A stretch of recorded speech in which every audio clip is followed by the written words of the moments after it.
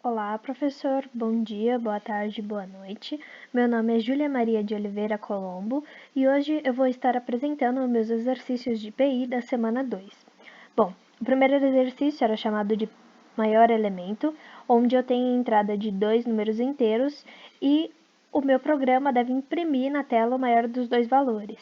E ele nos dá essa seguinte fórmula para ficar mais fácil fazer esse cálculo.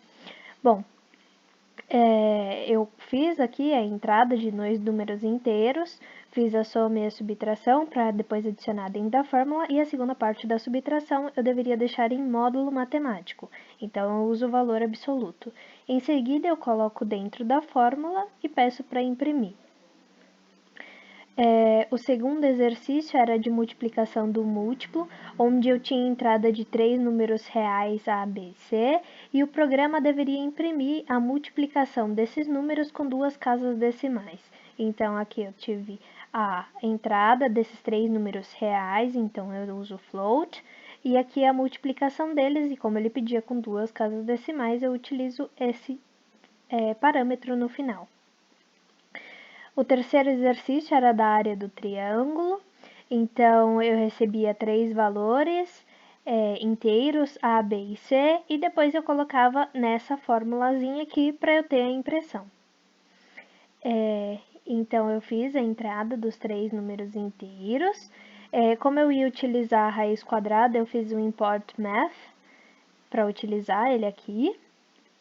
E coloquei, assim como ele pedia, com duas casas decimais de precisão. E fiz a fórmula aqui bonitinha da área, assim como era colocado.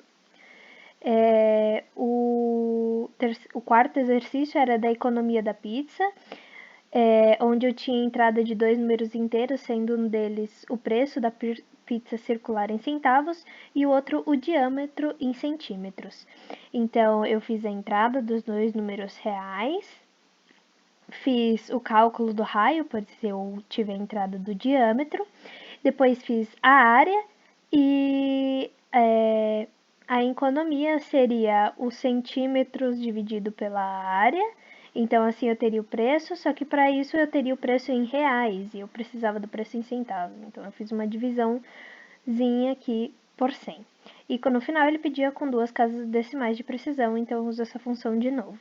E o último exercício era um exercício desafio, onde eu tinha um retângulo e eu tinha o número de cortes e esse retângulo ia sendo dividido.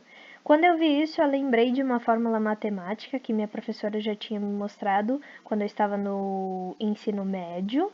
Então, eu fui atrás dessa fórmula pelo Google e eu apliquei essa fórmula e no final, como ele pedia com nenhuma casa decimal, né? Eu fiz essa impressão e eu consegui fazer o exercício utilizando a fórmula. É isso, muito obrigada.